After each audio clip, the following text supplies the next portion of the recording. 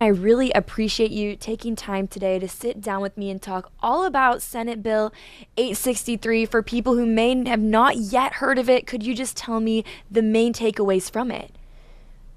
Well, the main takeaways from this is that we are wanting to put an oversight board onto Misha. So we're looking right now at a five-person board that would basically oversee the activities of Misha, in their appeals process and their hiring and firing of an executive director, in the money collection and distribution as well.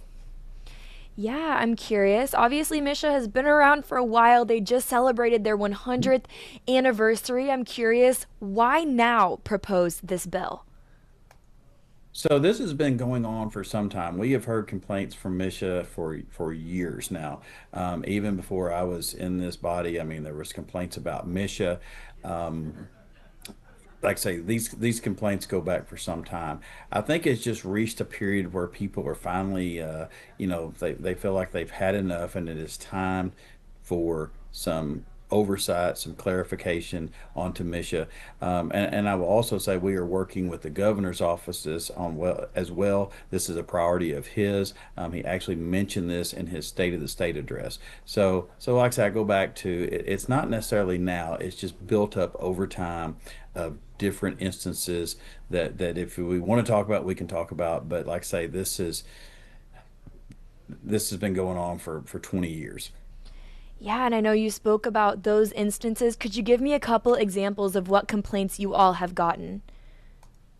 So when I first came in the Senate, there was a game that involved Cooter, a town in my district. They were playing a town, I believe Principia. So there was they started playing their game, and within a few minutes of playing, they had 2 points taken away from Cooter. Um, and they stopped the play, and there was video evidence that for some reason the scorekeepers took away 2 points. Well, finally they started the game back. The game went to a tie. So if Cooter would have got the 2 points that they were taken away from, they would have won the game. However, after being in a tie, they went on to overtime and ended up losing the game. So that is one example that we've had recently. Another example is where um, I'll use the Houston volleyball, where Houston volleyball, I believe, had won districts, and some of their players had played in a benefit tournament for cancer. Now, they weren't playing in another league, it wasn't anything like that. Actually, they were playing in a benefit game for cancer.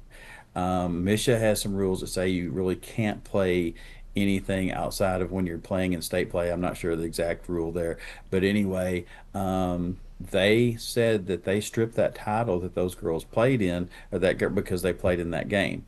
A judge ended up doing I think it was like a midnight ruling to say, nope, this is wrong. Those girls should, be able to keep their title. So, I give you a few examples of like that. There was an issue with a Kennett softball game, to where there was three games, I believe, going on at the same time, right in the same complex outside. Um, they stopped two of the games because of rain. Those games they started the next day and were allowed to finish. Kennett, on the other hand, I mean, right there was playing. They did not stop the game. It kept on raining. This went into several innings. And of course, when it was raining, it was like a lake out there. I was actually there at that game.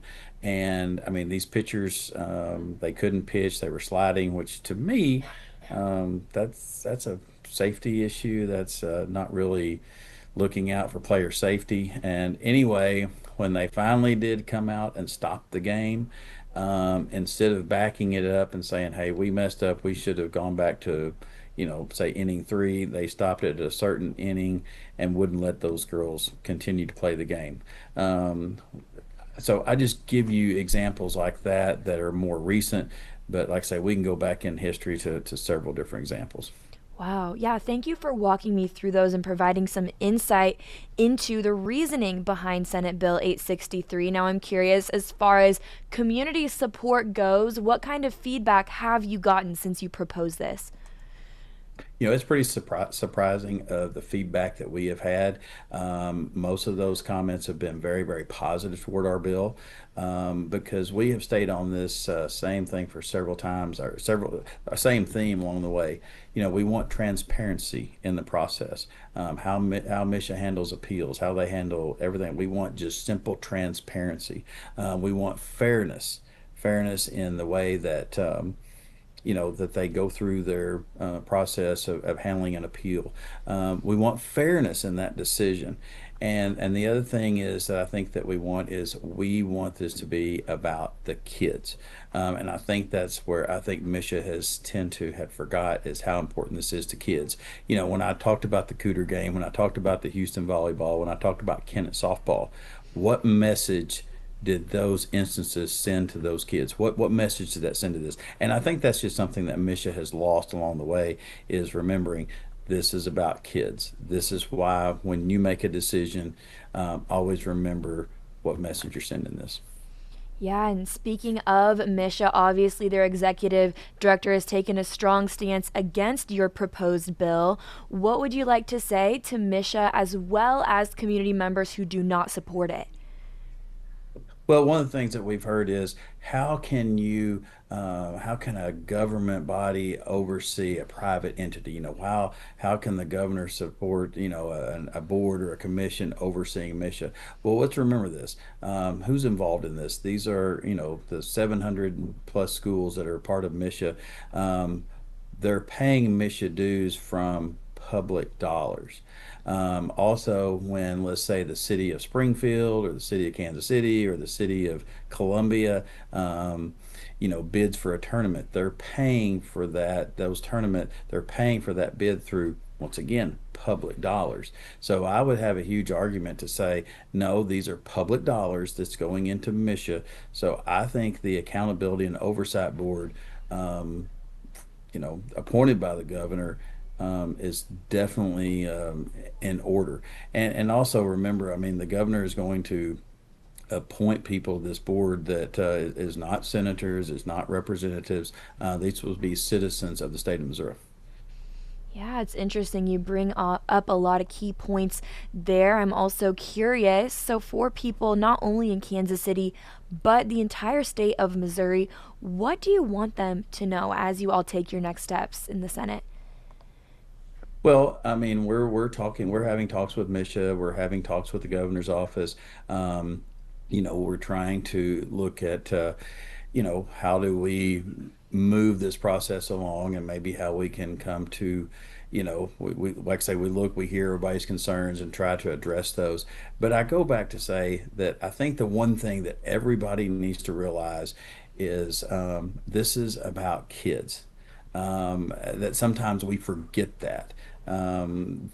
Like say Misha, hey, I have a daughter who played 4 years of tennis. I can tell you the good, the bad, and the ugly, but I will tell you it was generally a great experience for her.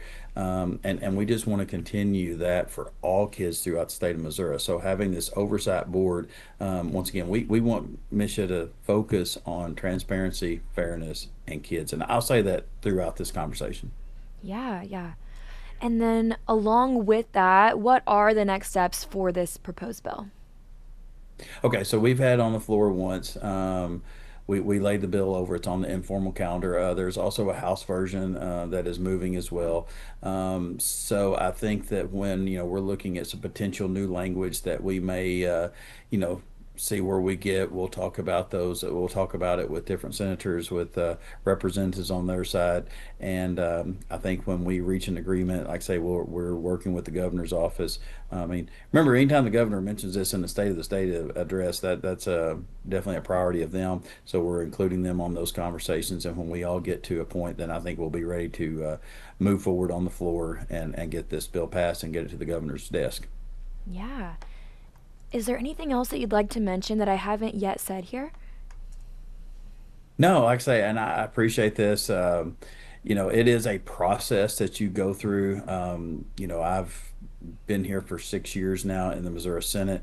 It's a process how you deal with moving bills forwards and putting bills on the floor and how you go about that and listening to debate. And we've had committee meetings, we've had this, so it's a process that we go to, and we've listened to a lot of people.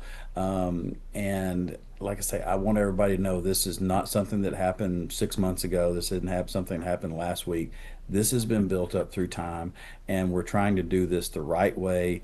I will tell you that I'm not for expansion of government at all, but I think in places where it's needed, then I absolutely support it. And going back to, a lot of people forget of the public dollars that go into MSHA, and so I think this is a perfect place for oversight. Yeah. Again, Senator Bean, thank you so much for sitting down with me this afternoon to provide more insight into your newly proposed bill. I look forward to following this as it continues to develop. Absolutely, and we look forward to moving this. And I'm gonna say it for the 10th time or whatever, but always remember this is about our kids.